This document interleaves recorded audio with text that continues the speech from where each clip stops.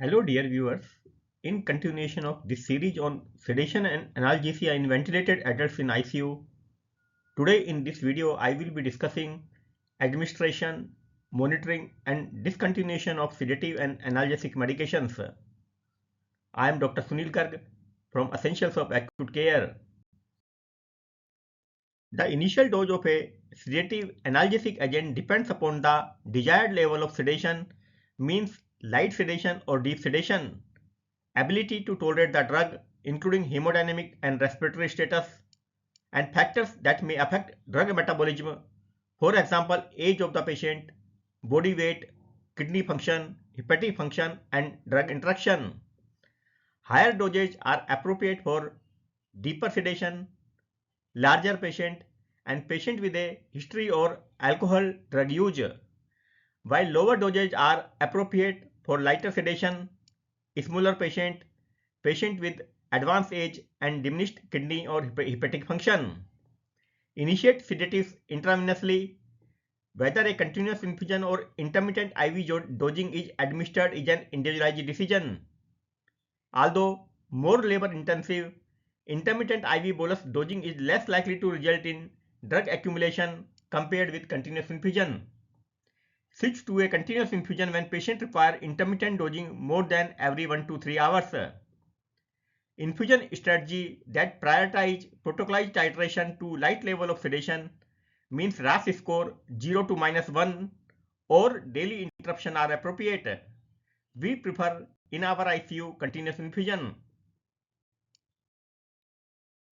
Once the target goal of sedation is reached based on RAS score, attention should be directed towards monitoring and avoiding excess sedation. This involves frequent reassessment of sedative analgesic requirement to achieve simultaneous patient comfort in an awake and alert patient. The assessment scoring system like RAS allows the clinician to taper sedation when the sedation level is too deep and to titrate sedation when it is too light.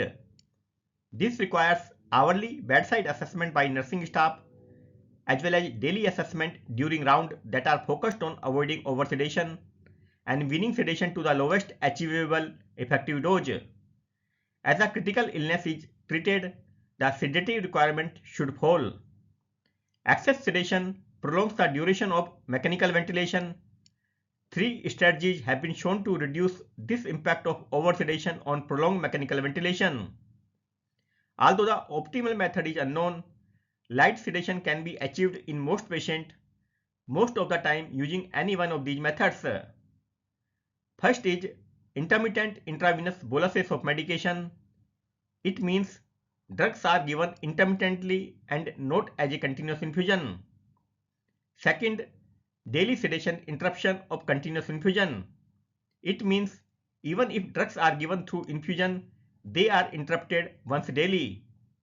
It refers to discontinuation of the continuous sedatives analgesic infusion until the patient is awake and following instruction, or patient is uncomfortable, agitated and deemed to require the resumption of sedation. The rationale for DSI or daily sedation interruption is that it facilitates assessment of the patient underlying neurological status as well as the patient need for ongoing sedation. And third is protocolized sedation to a set target that incorporate one or both of the above approaches. Intermittent bolus sedation involves only administering boluses of IV sedation, typically opiates or benzodiazepines on a regular basis or when needed. Daily sedation interruption benefits may be limited if two methods are being concurrently used. For example, protocolized sedation to a light level of sedation along with daily sedation interruption. Since patient is already receiving light level of sedation to a target, daily sedation interruption may not be helpful to avoid oversedation. For the management of patients with refractory agitation, 3 or 4 agents from different classes may be required. In this population, second-line agents such as barbiturates and ketamine may also be considered. Use of paralysis for the management of refractory agitation is rare except when there is persistent ventilator dysynchrony or hypothermia-induced shivering despite deep sedation. For patients receiving more than one sedative analgesic medication, for example propofol and an opioid, and in whom pain can be assessed, the opioid should be tapered last so that the patient does not awake in pain. The rate of medication reduction should be individualized and depends upon the duration of sedation and manifestations of potential addiction, means evidence of tachyphylaxis. It means increased dosage required over time to achieve the same level of sedation. In general, if the sedative analgesic agent has been administered for a short duration, means 7 days or less, discontinuation over a short period of time, means over hours, is acceptable. If the sedative analgesic agent has been administered for more than 7 days and the patient exhibits evidence of tachyphylaxis, a gradual reduction may be necessary, and it can be done by 10 to 25% approximately daily. In some patients who have received significant amount of sedation for more than 7 days, who are deeply sedated from prolonged accumulation of medication, abrupt discontinuation may be appropriate.